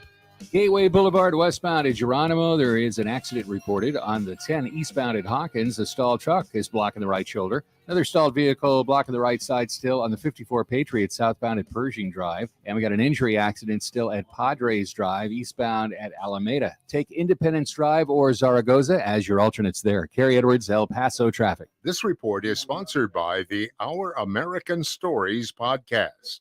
Legendary basketball coach at Duke, Coach K, has earned 5 national titles and 3 gold medals at the Olympics. But you'll hear the story of how he was almost fired back in 1983. Be sure to listen to this week's edition of Our American Stories on the iHeartRadio app, on Apple Podcasts, or wherever you get your podcasts. Almost 3 million people use Navage to breathe better, sleep deeper, snore less, and stay healthier. I'm Martin Hoke, and I invented Navage, the world's only nose cleaner that helps flush out airborne germs with powered suction. But what do doctors have to say about Navage? Here's Dr. Tonya Farmer, a board-certified ear, nose, and throat specialist. Most airborne allergens and viruses enter through your nose. When that happens, it can cause congestion and irritation, and that just makes you feel miserable. You can get a cold, you can get flu, sinus infections, or even worse. Flushing your nose with a saline solution is the most effective way to flush all of those dangerous threats out of your nose. So now when patients come in my office, I tell them I highly recommend that you use Navage on a daily basis for overall good health and wellness.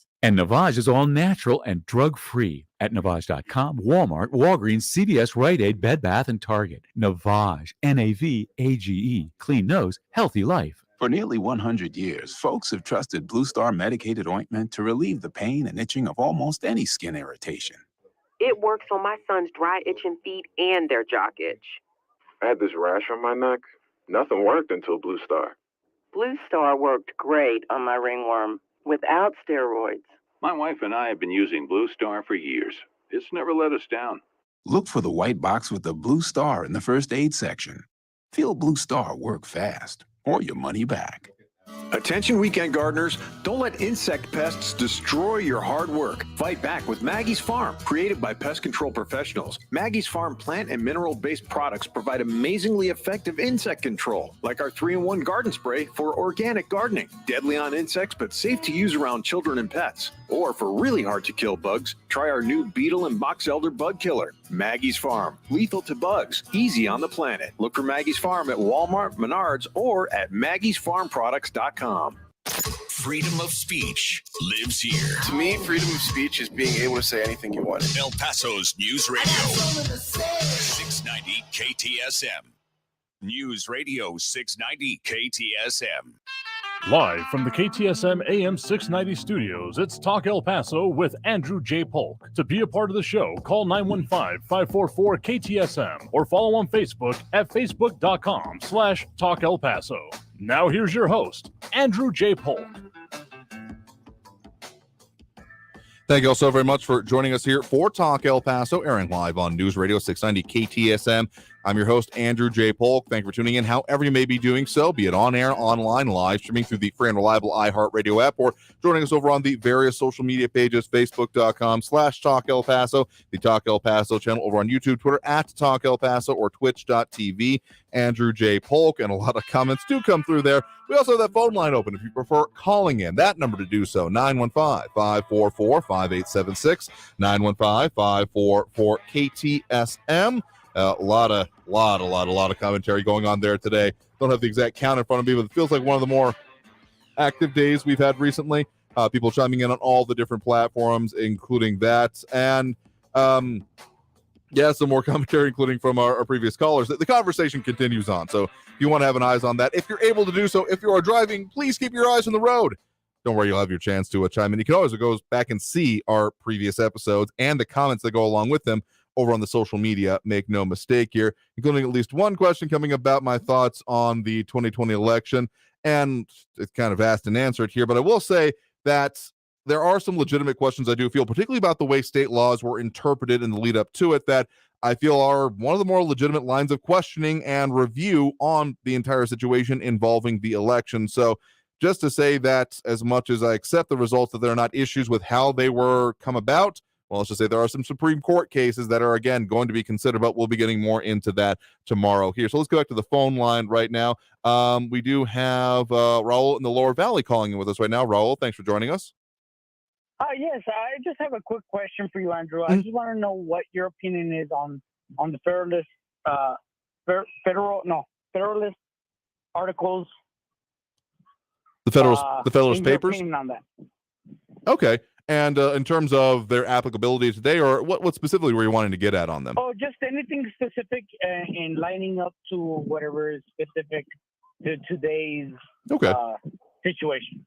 All right. Okay. Fair enough. Well, thank you for the point in the call. We'll answer that here for you. Essentially, the Federalist Papers were written by some of the original, if you want to talk about original political parties, essentially of the United States, we had the Federalists and the Anti-Federalists, as the United States in its essential infancy was dealing with the change from the Articles of Confederation, the original founding document after the Revolution, and the Continental Congress essentially established something which, among other things, the way the United States used to be described as was these United States, because the idea of each individual state being more or less a country on its own, that's certainly a concept that has evolved over the years and been subject to literal conflict in a variety of ways. But the way that they're still impactful today, if you want to get to that point of it, is that they are often used as references, essentially kind of like liner notes on what then came into the Constitution, the amendments, and the way that it exists in the form of government we have.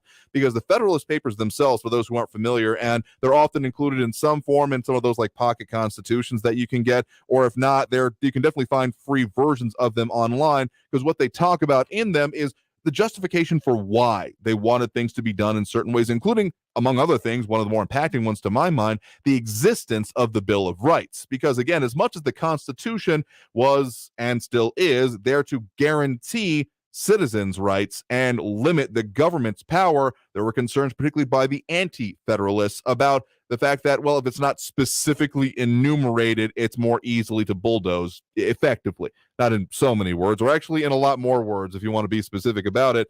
But that was at least part of the conversation going on with it. So in terms of its effect in modern day, it's, again, kind of like the behind the scenes, the back of the booklet notes on everything that we still have very effective within our government today. So does that kind of answer your question there, Raul? Yeah, and I appreciate that, Andrew, and that answers everything that's going on with today. And I think that's a more general understanding of what is going on. And it's, fundamentals of what we need to understand. Absolutely, yeah. Would recommend everyone read it, though. It's a little bit, it's not exactly light reading, I'll put it that way. Though it was meant to be conversational, or at least persuasive at the time. It's worth the look, is what I'm saying. Yes, sir. All right. That's everything. Thanks for the point in the call. I do appreciate it here. Let's get to at least one more here before we hit that next break. We do have Frankie and Messia on the line here with us right now. Frankie, thanks for joining us. All right. I didn't get a chance to chime in yesterday for some awkward circumstances. Mm-hmm. Now, I heard that terrible Tony going on how he thinks he's such a wonderful psychiatrist and he does this and that and he fixes everybody's brain and stuff. Well, let me tell you something, Tony. My shrink looks like Elizabeth Taylor, a young Elizabeth Taylor, except she's got green emerald eyes and a hair that looks a little bit like Farrah Fawcett, and she operates with DSM-5 version, where you're operating with DSM-3. So get it together, Tony, because you're nowhere close to my shrink. Now, my point, that nut job in Kentucky, Mitch McCrappell, that desiccated turtle-looking jerk, is going on saying that, hey, everybody is flush with money from last year's or 2 years ago. What do you call that thing? The money that they gave, the stimulus, the thing, whatever the heck it was. Are you nuts? $1,400, and you think that is going to be good enough to last a whole year? This guy is off the wall. What is the matter with you conservative, you nut jobs out there? I can't even talk. That's all I want to say. Sure thing. Thank you for the point in the call. Do appreciate it. But let me just say this on that point here, that you're looking at it from the very micro perspective. And you've got a point there, frankly. The idea that $1,300, whatever it is, money was supposed to last, but you also need to consider the whole child tax credit and the way that it was revamped, leading to not just something coming back to you on your taxes, but monthly payments for those for children. I don't qualify, so I don't have the personal knowledge about it, but definitely was reading up about it. Essentially, then the macro concern, switching from the micro to the, it wasn't exactly enough money to live off of in the sole term that way, but rather as a supplement, to the macro perspective is that the United States federal government has put a lot more money into the economy without necessarily having something extracted from it. Usually, when the federal government wants to do things like expand the money supply or contract it or anything like that, they do both interest rate changes, but also bonds, either issuances or buybacks. But then there's something with it. It keeps a level of equilibrium, if you want to talk about it. But this, unprecedented in its own way, I mean, the only thing in my lifetime I can think of was the $300 sent out during as the economic stimulus during the second Bush administration. A little bit before my time knowing what exactly finances were going on, I will freely admit, but that's about the only other real commiserate thing I can think of, anywhere near similar. So doing it the way that they did and the way other individual states have also done that and sent out their individual money, essentially the issue that William McConnell's talking about it is more money chasing fewer goods. And yes, there are certainly supply chain issues, and we have more than a little bit debated that and the causes and the circumstances. While I have been more interested in solutions, it's also a factor of it, and why, among other things, the Fed, the Federal Reserve, has targeted their change on it as being primarily focused on making borrowing additional money more expensive. Now, again, that's the macro they're looking at. Back to the micro, the individual level, making it more expensive means that people are going to be less likely to buy houses, less likely to be able to make investments, and we are probably, well, I think it's, like 7 out of 10 times, give or take. It's in the 70% range, most of what I've seen, that anytime there are these interest rate hikes with the purpose of tackling inflation, about 7 out of 10 times, they end up causing a recession in the historical definition of it, whatever, again, those 8 guys want or not here. So there's perspective that I'm agreeing with on both levels of it there. I'll say that here. So thank you for the point in the call. Do appreciate it. And if anyone else wanted to make sure you can get on the line here, we do of course have the number open, 915-544-5876 915-544-KTSM. So if you're on the line there, stay there. If you want to chime in yourself, you can still get on there, but as we get closer to the end of the show, they tend to get tighter and tighter timelines. So don't forget about the other ways you can leave us a message, either through pound 250 or the talkback feature in the iHeartRadio app. But we'll be back with all of the talk about what affects us here in the borderland after this break with more Talk El Paso here on News Radio 690. If you are looking to make sure that you get yourself taken care of in the personal grooming and even kind of mental wellness way, because look good, feel good is a persuasive thing I think about a decent amount, Gentleman's Republic Barber Salon and Men's Spa is the place that I trust literally every hair on my head with, because, well, we have a certain decorum and standards we need to keep up here, but also it's just a great place, great venue. You can even have parties there, ask them about that.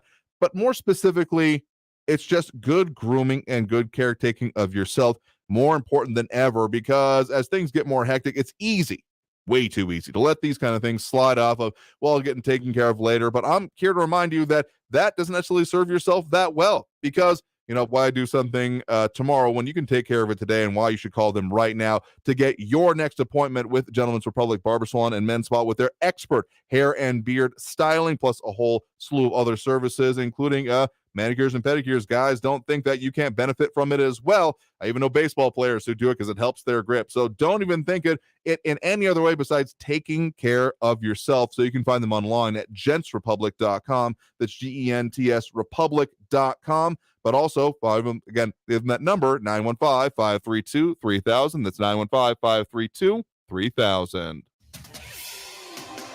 El Paso's News Radio 690 KTSM.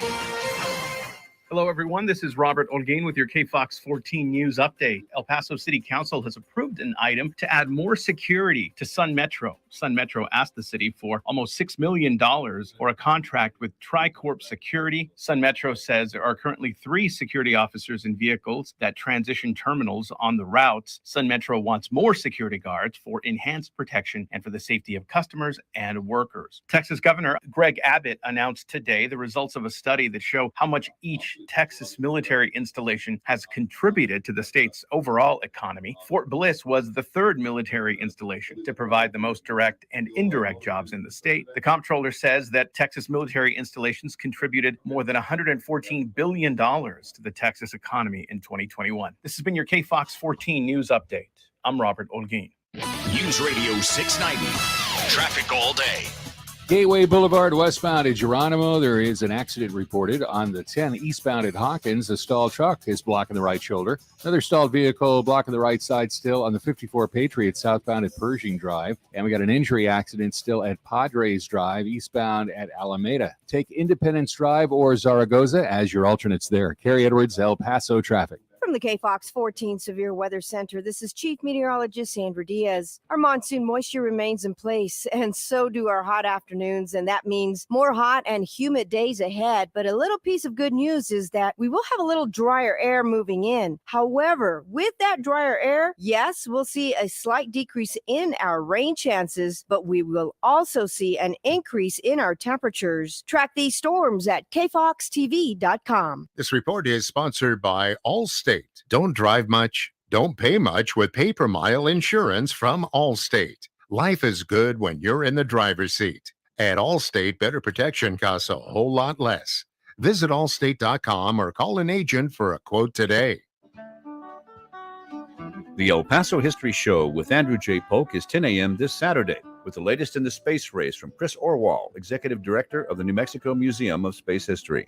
The El Paso History Show is sponsored by Patrick Tuttle Coldwell Banker Heritage Real Estate, Pepe's New Mexican Restaurant in Cañutillo, Mission Del Rey Southwest for gifts and decor, and by M1 EP Management Corporation, Saturday morning at 10 a.m. on News Radio 690 and streaming live on Facebook and YouTube. Comfort Keepers of Las Cruces is now hiring in-home caregivers. If you're kind and compassionate, then Comfort Keepers of Las Cruces may have a fun and flexible new career for you. Call 575-521-4400 today. Comfort Keepers of Las Cruces, elevating the human spirit. The El Paso Community Foundation supports the causes you feel passionate about here in the borderland, whether it's education, social services, arts and culture, the environment, health, or economic development. The El Paso Community Foundation has been promoting philanthropy and progress in our hometown region for more than 45 years. Make your mark with us. Start a fund today for good, for El Paso, forever. Learn more at epcf.org. That's epcf.org.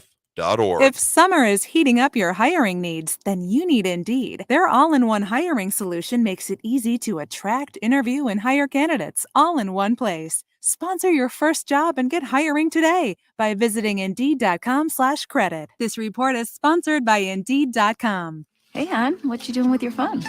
Do flowers have best friends? I don't know. Hey, look. Whoa.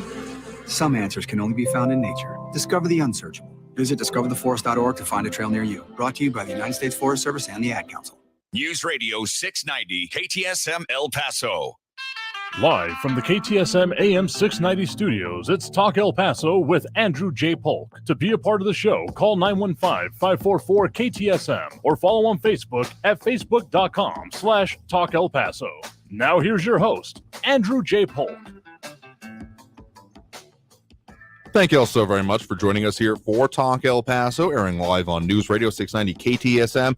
I'm your host, Andrew J. Polk. Thanks for tuning in, however you may be doing so, be it on air, online, live, streaming through the free and reliable iHeartRadio app, or over on the various social media, Facebook, YouTube, Twitter, and Twitch, where we have Calvin Williams, Barbara Carrasco, Kathy Codry, RJ, Raul, Francisco Amaya, and more, Robbie Flores, Maria Kalman. I mean, really, the conversation, Andrew's ignorant. It takes on so many more tenors. Like, the comments go faster than I can even just read them rote for the next half hour of the show here. So if you want to check it out for yourself, go right ahead. Also dropping those likes, and we actually do appreciate Calvin Williams, Robbie Flores, Monica Cervantes, Ed Clore, Ida Beza Gardner, and Flaco Jimenez. We do appreciate it because of all the algorithmic things it means. Also, that phone line full up at the moment. We'll squeeze in what we can. 915-544-5876, 915-544-KTSM. Oh, yeah, someone already mentioned it feels kind of like Friday already, but we'll squeeze in what we can. So right now we do have Marco over in Central with us right now. Marco, thanks for joining us. How's it going, Andrew? Doing right there. What's on your mind? Well, where do we begin? There's so much to say. Absolutely. Real quick to Raul in the Lower Valley. it's funny that he's like, what do you think about the Federalist Papers? And I like the way you described it. It's the argument amongst the I want to describe our forefathers in their proper context, because they were anarchists, they were terrorists. I know people eyebrows are going to be like, wait, what? And I'm like, yeah, these people did not view the structure of the world hierarchy the way the rest of the world did. They wanted to redefine it. They wanted to do something different. This is exactly why, while France was having their Riza Dectra and forming their political ideologies through democracy, which ended up just being disgraceful mob rule. This is why the Democrats vote for democracy. By the way, Adolf Hitler said the best vehicle to drive people to what you want is democracy. And he viewed democracy like a bus. He says you get everyone on the bus, and once you get the people there, you kick them off the bus. You have no use for them anymore. So, but beyond that, and then I listened to what Raul said. You know, it's always Trump, NPC talk. I'm sure Raul has a bunch of Ukraine flags and gay pride flags and all stuff all over his computer. Frankie from Messia, oh my God, Mitch McConnell, he only wants you to live off subsistence, and I'm like, well, obviously, these people want you to eat bugs. Don't you understand? The World Economic Forum doesn't want you to have money.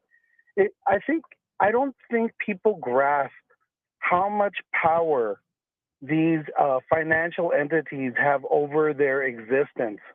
This is why they're pushing ESG scores for everybody now. I think that's going to fail in its face. A lot of these states are starting to fight back on ESG scoring of their financial liabilities, and attorney generals of each state should really fight back on that, because that's a form of doing a carbon tax. I know I always rag on liberals when it comes to global warming. Next time you ask a liberal real quick if they believe in global warming, ask them, are we talking about hydrocarbons? And their head will twist. They wouldn't. They'll be like, wait, what are you talking about? Because they don't know. They don't know anything what's going on. These are all policies. Even like this. Ready? Here, a prime example. The gentleman that wants to form the environmental whatever, the brand new city manager that's environmental. Right. Okay, and he acts like, oh, I came up with this idea by myself. Baloney, you didn't. I guarantee you that if you go look at the groups that are pushing this, it's all Tides Foundation. I guarantee you can find them tied to the World Economic Forum. I will say this: we have a really good our attorney general, who's our city attorney, Yvonne Rosales, right? She's really good. She's the district attorney, to be clear. No, she's really good because she's not tied to any money, and I can vouch for that. Plus her assistant, Salal Hanna, fantastic attorney. The city's really we should be very proud to have people of that capacity representing our city, because she doesn't fool around when it comes to crime. A lot of these district attorneys are doing the bidding of these financial institutions and allowing and I know it's hard for the average person to understand that.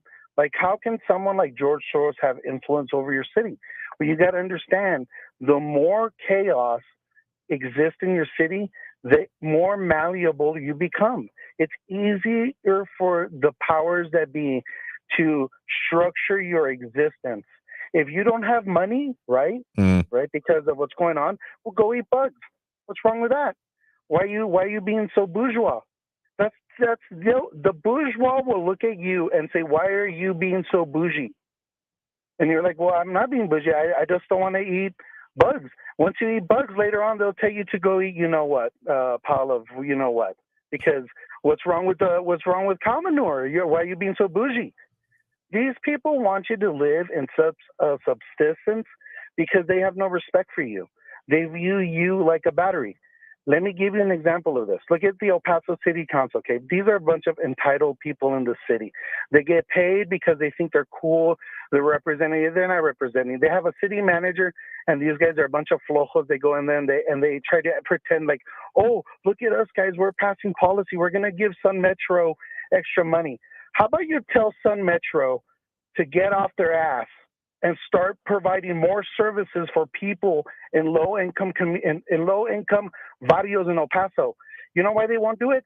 Because the city council doesn't want the ne'er-do-wells traveling the city. This is why they didn't have anything going on Sunday. Stay home, plebes. We don't want you out here. You know, this is the bourgeois day to come out here and enjoy. And I know I'm using the term bourgeois, plebe, and proletariat today, but that's exactly how I view the world today. There is such a divide between the haves and the have-nots. And it's not the Democrat version of have and have-not, because they're a bunch of posers.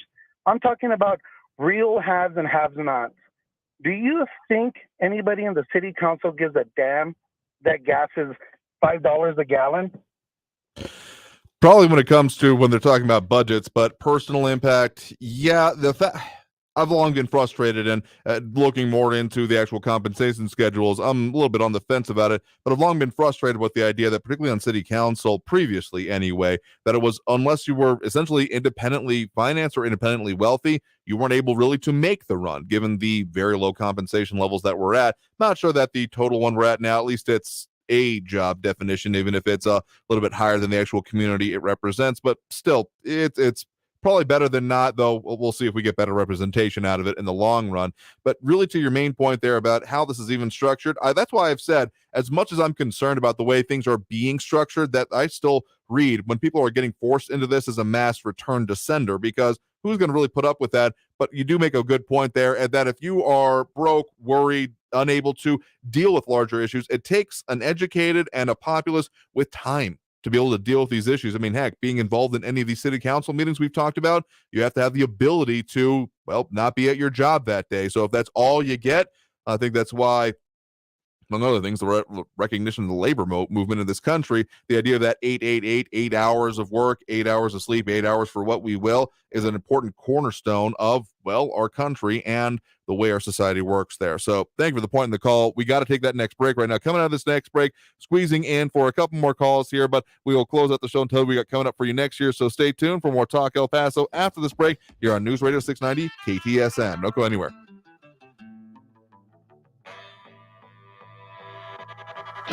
Traffic all day. News Radio 690. El Paso traffic looks pretty good. No major collisions right now. Just some stalled vehicles blocking the right shoulder on the 54 Patriot southbound at Pershing and northbound on the Patriot at Dyer Street. Got an entry accident Motwood Drive eastbound before Yarborough at Woodside Drive. And Mesa Street northbound is reduced to one lane for road work between Cincinnati and Baltimore. Kerry Edwards, El Paso traffic. This report is sponsored by Allstate. Don't drive much, don't pay much with pay-per-mile insurance from Allstate. Life is good when you're in the driver's seat. At Allstate, better protection costs a whole lot less. Visit allstate.com or call an agent for a quote today. Almost 3 million people use Navage to breathe better, sleep deeper, snore less, and stay healthier. I'm Martin Hoke, and I invented Navage, the world's only nose cleaner that helps flush out airborne germs with powered suction. But what do doctors have to say about Navage?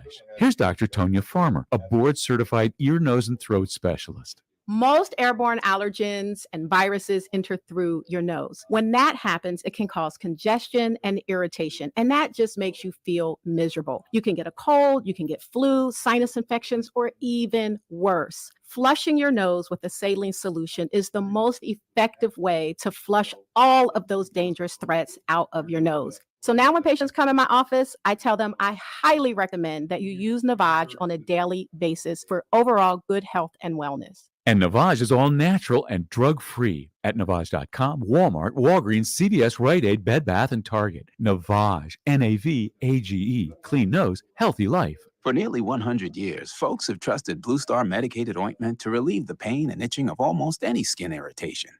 It works on my son's dry, itching feet and their jock itch. I had this rash on my neck. Nothing worked until Blue Star. Blue Star worked great on my ringworm without steroids. My wife and I have been using Blue Star for years. It's never let us down. Look for the white box with the blue star in the first aid section. Feel Blue Star work fast or your money back. Attention weekend gardeners, don't let insect pests destroy your hard work. Fight back with Maggie's Farm. Created by pest control professionals, Maggie's Farm plant and mineral-based products provide amazingly effective insect control, like our 3-in-1 garden spray for organic gardening. Deadly on insects, but safe to use around children and pets. Or for really hard-to-kill bugs, try our new beetle and box elder bug killer. Maggie's Farm. Lethal to bugs. Easy on the planet. Look for Maggie's Farm at Walmart, Menards, or at Maggie'sFarmProducts.com.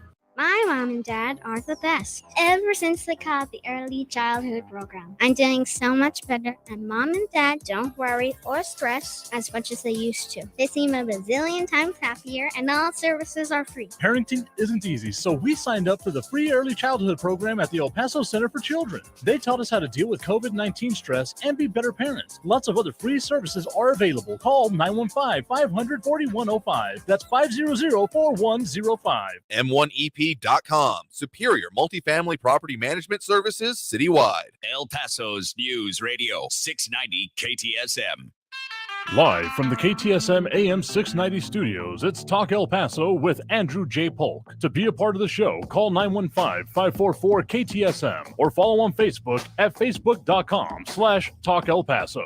Now here's your host, Andrew J. Polk. Thank you so very much for joining us here for Talk El Paso, airing live on News Radio 690 KTSM. I've been your host, Andrew J. Polk.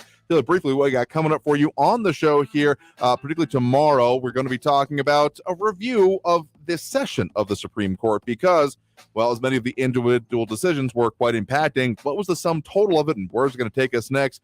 We are going to get into it, so I expect it to be a very good and very responded to set of interviews there with UTEP Professor Todd Curry, who both professionally studies these things and does some work on his own related to some of the more indigenous law things, which also had impacts here in our region.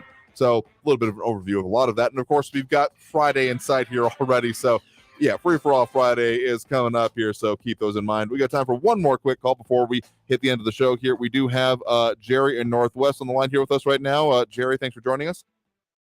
Well, thank you, Andrew, for taking my call. Andrew, this thing that's going on with the city and the city commissioners and the mayor, with that vote they just had, where the mayor had to make this deciding vote, the tiebreaker. Mm-hmm.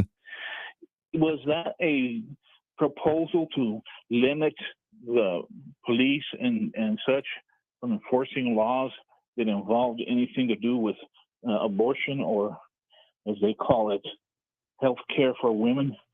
Very specifically abortion and targeted on that. So this was not necessarily an actual proposal for what will happen in that case, but rather, again, the difference between the city council meeting and the city council work session may sound academic, but this would be adding the item to then instruct city staff to come up with ordinances and or policies affecting those three main areas that we talked about essentially deprioritizing any level of abortion investigation, not funding it, and a couple other points into it. And again, we've heard since that point, and even we talked about it, we talked a little bit about the press release that Representative Vanella put out, and also Rivera has put out his own statement here now as well. So this will continue to develop, I fully expect. Okay, what gives them the legal right to pick and choose what laws they can support or not support? Because a lot of that abortion has to do with young women or young ladies under the age of under certain ages having abortions because they are underage, they are minors. So when you do that, are you not affecting the ability of the law enforcement to investigate statutory rape issues? That was not a big question that has come up. I'll be perfectly honest with you, but tell you what, we'll have to talk about that in future shows here because we are now out of time for this one. So I thank you for the point in the call, and I'm sure we will continue talking about this again. This item probably going to keep coming up, as well as our discussions every Monday through Friday, 4 to 6 p.m. I've been your host, Andrew J. Polk. Thank you to everyone who did tune in, call in, comment, participate in the show. Appreciate you all. It really helps make the show what it is. The robust discussion and often controversial, but we lean into it as we do every day. So stay safe out there. Look twice for motorcycles when out on the road. And have a great evening, y'all. We'll see you tomorrow. Traffic all day. News Radio 690 Police and medical are responding to a crash Gateway Boulevard westbound at Copia Street. On the 54 Patriot, north and southbound got some stalled vehicles. Northbound at Dyer, southbound at Pershing Drive, both blocking the right shoulder. And an accident at Montwood, eastbound at McRae Boulevard. Take Viscount or Acer instead. Carrie Edwards, El Paso traffic. I always wanted to learn Spanish, but I never thought I'd have the time. Then I discovered Babbel. Babbel's lessons are fun. They only take like 10 or 15 minutes, and in 3 weeks, presto, you're speaking another language. Like magic. I love that Babbel's lessons aren't just robots talking. They're voiced by native speakers, so you get the pronunciation just right.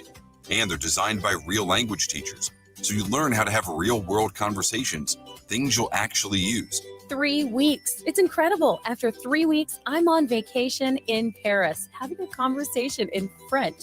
There's all kinds of ways to learn. Use Babbel's podcasts or games or videos. You can even join live classes with a language teacher. If you want to learn a language, there's no faster, easier, better way than Babbel. Babbel. Babbel. Babbel. Évidemment. Go to babbel.com to try for free. That's BABBEL.com. Babbel.com. Stay informed at KTSMradio.com. Portions of the following program were pre-recorded. Always just minutes away from the latest news around town and around the world. You need to know what's going on. News Radio 690. News on the hour and the hat. Traffic and weather all day. News Radio 690 is KTSM AM El Paso, an iHeart radio station. NBC News Radio, I'm Brian Shook. There are renewed calls for bans on guns after the 4th of July parade shooting in Illinois. Lake County State's Attorney Eric Reinhardt says something has to be done. It's an incredibly serious situation. It's why I've called for a ban on assault weapons in Illinois and in the country, because it is just too easy to get these weapons. Illinois' existing red flag laws were not used to take away weapons from the accused shooter, Robert Cream.